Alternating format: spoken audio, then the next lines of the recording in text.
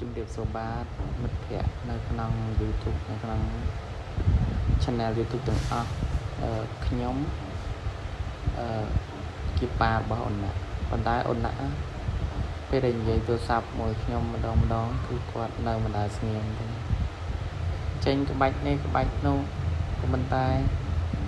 គាត់រួសរាយតែពេលនិយាយទូរស័ព្ទគឺបែបនឹងរហូតចឹងហើយខ្ញុំជាប៉ាគ្មានអីទេ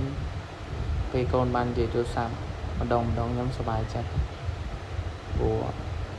ស្រឡាញ់កូនខ្លាំងតែកូនខ្ញុំវាទូចល្អិតប៉ុន្តែសុខភាពរបស់គាត់រឹងមាំគ្រាន់បើរបស់គាត់តែគាត់ខលណាស់ចូលចិត្តនិយាយលេងសើចថាមិនទេថាឲ្យបាននិយាយទូរស័ព្ទឲ្យខ្ញុំគឺប្រកែណាស់និយាយនេះនិយាយនោះប៉ុន្តែគាត់ថាខ្ញុំខ្លួនខ្ញុំផ្ទាល់ខ្ញុំជាប៉ារបស់គេក៏ប៉ុន្តែខ្ញុំមិនដែលបាននៅចិត្តកូនដដល់ទេបានត្រឹមនិយាយទូរស័ព្ទជាមួយឬក៏សួរនាំតាមទូរស័ព្ទទៅលេងផ្ទះចឹងបើបានទៅលេងផ្ទះនៅមួយវាចឹង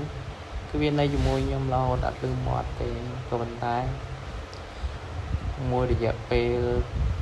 ចុងក្រោយនេះខ្ញុំតែបានទៅក្បែរកូនទេហើយកូនខ្ញុំវារឹងមាំខ្លាំងណាស់ហើយវាឆ្លាតតែ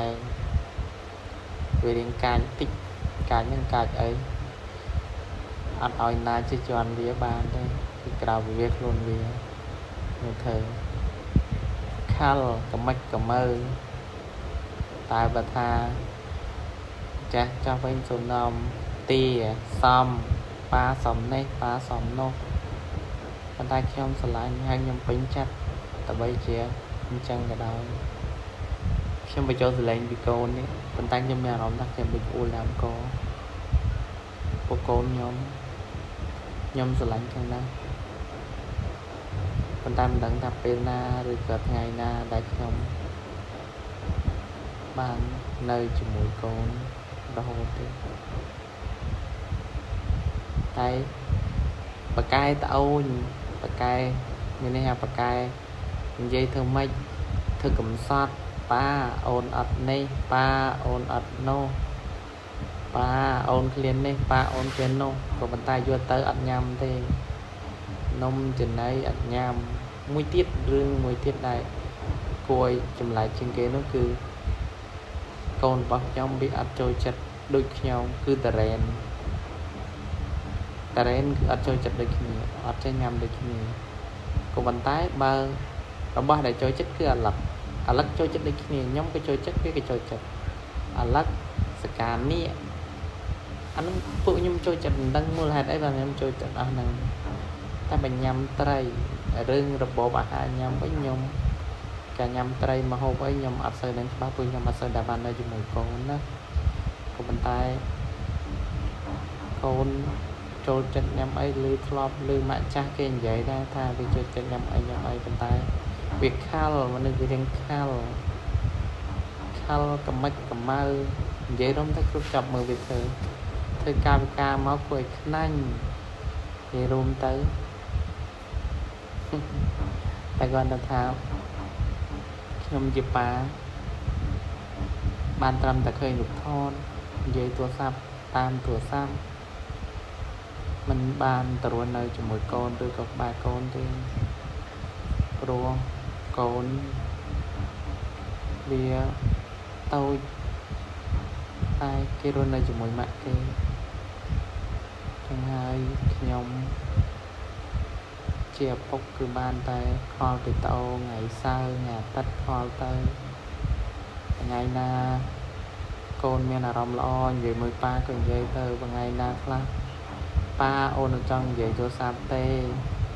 ខ្ញុំអត់ដឹងធ្វើម៉េចទេគេចង់និយាយទូរស័ព្ទហើយអញ្ចឹងទៅក៏អត់បាននិយាយទៅកូនបើកូនមានអារម្មណ៍ថាចង់និយាយមួយប៉ាអាហ្នឹងក៏និយាយទៅ តែបើកូនមិនមានអារម្មណ៍និយាយមួយប៉ាទេក៏ប៉ាក៏អត់ដែរបានទៅនិយាយជាមួយប្រខែមខំកូននេះដែរទៅលេងផ្ទះបានតែថើបអោបតិចតួចប៉ុណ្ណឹងកូនទឹកចិត្តឪពុកស្រឡាញ់កូនតាំងពីកូនកើតមកបានធ្វើពុកបណ្ដាតឲ្យកូនម្ដងកាលកូនអាយុ1ឆ្នាំតែកំមិចកំមើណាបងប្អូនសលេងខ្ញុំអត់ទាន់ដាក់សលេងគាត់ព្រោះសលេងគាត់និយាយអត់ទាន់ច្បាស់គាត់និយាយនៅតដាច់ចឹងណាចាំមើលថ្ងៃណាមួយខ្ញុំនឹងទៅលេងជាមួយគាត់ហើយថតឲ្យខ្ញុំនឹងឲ្យគាត់និយាយជាមួយខ្ញុំមកគាត់ធ្វើខ្ញុំទៅមិនគាត់ធ្វើតាមអញ្ចឹងរហូតកំមិចកំម៉ៅបកែណាស់ពីរួមទៅមនុស្សហ្នឹងគឺបកែហ្មងអញ្ចឹង